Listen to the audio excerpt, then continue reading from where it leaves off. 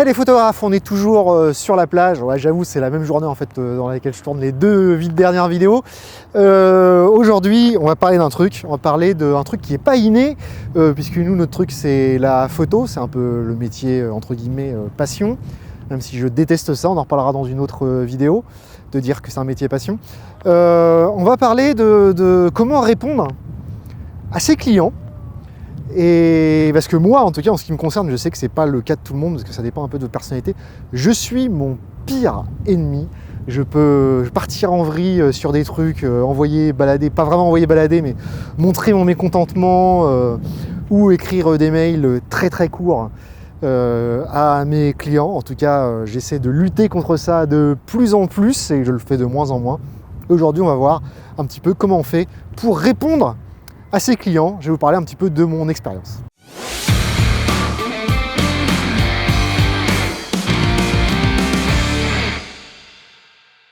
Alors comme d'habitude, si vous ne me connaissez pas ou si vous venez de débarquer sur cette chaîne, je suis Monsieur Photographe et sur cette chaîne on parle de vivre de la photographie, de l'entrepreneuriat en prenant des photos. Et si ce n'est pas encore fait, je vous invite à vous abonner et activer la petite cloche.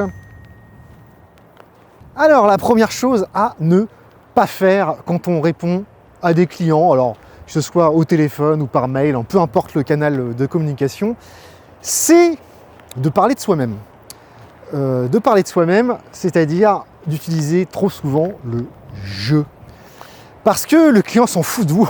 Le client, ce qui l'intéresse, c'est lui-même. Et en fait, on est un petit peu tous comme ça. On est tous plus intéressés par nous-mêmes que par les autres. Et quand un client vous contacte, ce qui l'intéresse, c'est ce pourquoi il vous contacte et c'est pas vous-même. Et c'est pas votre avis. Surtout, il s'en fout de votre avis. Alors oui et non, parce que vous pouvez être force de proposition, vous pouvez être de bons conseils, mais ce que je veux dire, c'est que quand vous faites des phrases, faites gaffe à pas écrire je nanana, suite à ça je, et vous regardez par quoi commencent vos phrases. Si vous faites 5 lignes de phrases sur votre mail, et que sur ces 5 lignes, ça commence par le mot je, reformulez. C'est pas bon. Et le deuxième truc, c'est un petit peu dans la même lignée, ça veut dire essayer de se vendre. Alors j'ai fait la dernière vidéo là sur ne vous vendez pas, je vous mets la petite fiche au-dessus là, parce que le client, déjà s'il vous a contacté, c'est qu'il est déjà intéressé.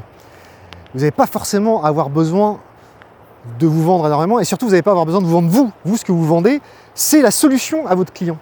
C'est ce que vous allez pouvoir lui apporter, comme j'en parlais dans cette fameuse vidéo là, dont je vous ai mis la fiche tout à l'heure. Donc cherchez pas à vous vendre dans un email ou au téléphone, etc. C'est pas vous que vous allez chercher à vendre, c'est la solution pour le client. Une fois de plus, il faut arriver à se décentrer de nous-mêmes et de passer du jeu à vous, ce que vous vendez à ce que vous vendez pour le client, ce que le client il attend comme solution en fait. À chaque fois, c'est un petit peu la petite gymnastique mentale d'essayer de pas ni parler de soi, ni de se centrer sur soi-même et toujours d'être centré autour du client. Alors tout ce que je vais vous raconter là, c'est important parce que vous pouvez avoir une stratégie, par exemple des emails un petit peu type, et vous pouvez penser cela en fonction de ce que je vais vous dire là maintenant. Alors la troisième chose à pas faire, c'est être dans le négatif. Alors être dans le négatif, ça veut dire deux choses. Ça veut dire si vous êtes au téléphone ou vous êtes en rendez-vous, c'est parler de manière négative. Alors que ça peut être vous dévaloriser un client, lui dire qu'il a tort, par exemple, ah oui mais non là, et voilà. Et puis la deuxième chose, c'est à la fois à l'oral, mais c'est aussi à l'écrit, c'est utiliser le négatif, c'est-à-dire des phrases de manière négative qui sont du pas, du non, des phrases négatives en fait, c'est ce que je voulais dire.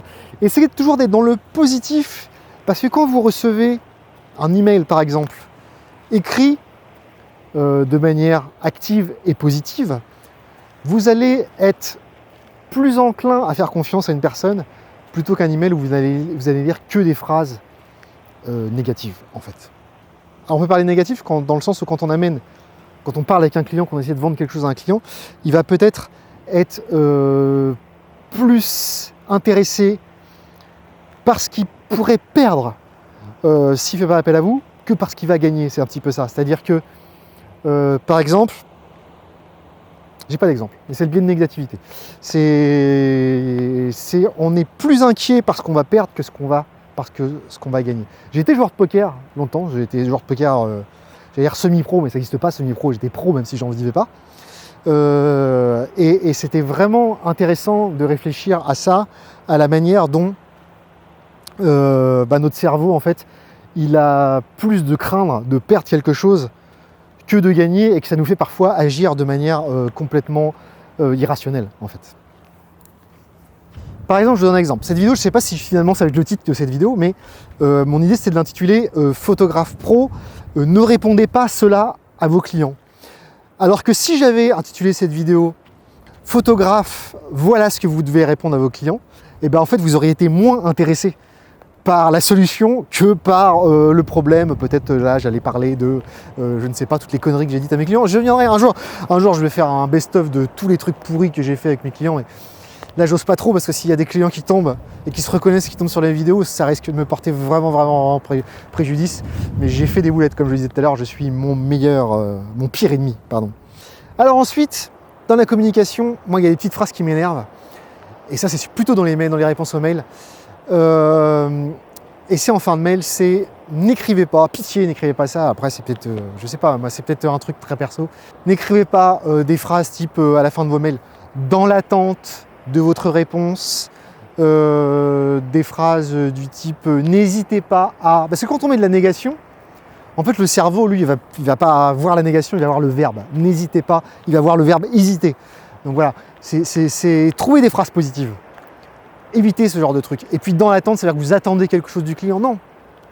On n'attend pas un truc du client, on n'a pas envie qu'il nous réponde, on n'a pas la bave aux lèvres parce qu'on cherche à tout prix à avoir une presta, quelque chose. On dit voilà, je suis à votre disposition, je sais pas comment formuler ça. Moi je ne vais pas vous donner ce que je mets dans mes emails, j'ai pas très envie de ça, parce que sinon tout le monde va écrire la même phrase en fait. Et voilà, trouvez votre truc, trouvez votre façon d'écrire, et ça fait aussi partie de votre branding en fait. Alors une autre erreur, qui est celle-là très importante, c'est pour ça que je l'ai mis en dernière exprès, pour qu'on regarde la vidéo jusqu'au bout, même si je ne l'ai pas dit au début, c'est, et ça va peut-être vous étonner, de ne pas faire d'appel à l'action. Qu'est-ce que j'entends par là? Alors, les appels à l'action, c'est à la fois en communication orale, mais c'est aussi en communication électrique, donc on peut reparler des mails. Appel à l'action, c'est par exemple que la personne, donner quelque chose à la personne à faire, par exemple un rendez-vous. Par exemple, ce que je peux mettre dans mes mails, parfois, c'est quand serez-vous disponible pour notre rendez-vous? Donc là, c'est un appel à l'action. Et direct, la personne ne peut pas répondre par oui, pardon à cette question. C'est serez-vous disponible? Là, elle va répondre oui, non, ou elle va, voilà. Mais quand serez-vous disponible? Ça donne une idée d'action, une idée de réponse. Ah, je suis disponible à tel moment. On ne peut pas dire non en fait. Non, je ne suis pas disponible. C'est pas un peu, mais c'est tout de suite plus compliqué. Un appel à l'action, c'est plutôt que de dire je vous laisse revenir vers moi. Non. Vous pouvez revenir vers moi. Enfin, je ne sais pas comment le formuler, mais voilà, vous voyez ce que je veux dire. C'est que le client, laisser une porte pour que le client agisse et pour que le client valide votre devis ou passe votre prestation. Donc l'appel à l'action, c'est super important parce que plutôt qu'un client sur 5 vous réponde, peut-être qu'avec votre appel à l'action, il y aura un client sur 2 qui va vous répondre. Et même des fois avec un appel à l'action, même si ce n'est pas une réponse positive, ils se sentent obligés de répondre quand même. Donc au moins vous avez un retour, parce que le nombre de devis et de mails qu'on envoie ou de trucs au téléphone et on n'a pas de réponse, voilà. Ou c'est, je vais vous rappeler à tel moment, enfin je sais pas, trouvez vos propres appels à l'action, mais c'est important de penser faire un appel à l'action en fin de mail. D'ailleurs je vais en faire un tout de suite, puisque je vous rappelle que la formation 21 méthodes pour trouver des clients est toujours ouverte. Je pense que je vais la laisser ouverte peut-être jusqu'à début avril, et après je ferme. Parce qu'après, je vais vous proposer autre chose. J'aimerais vous proposer quelque chose en tout cas, mais si j'ai le temps de le construire, parce que j'ai énormément de boulot, là, j'ai des devis de signer, des trucs de fou. J'espère que 2022 va probablement être ma meilleure année depuis le début, depuis 6 ans. 7 ans, pardon. Voilà. Donc, je vous remercie de m'avoir écouté, puis je vous dis comme d'habitude, merci et à bientôt. Je vous remercie d'avoir regardé cette vidéo jusqu'au bout. Pour soutenir la chaîne, abonnez-vous, likez, commentez, partagez. Merci et à bientôt.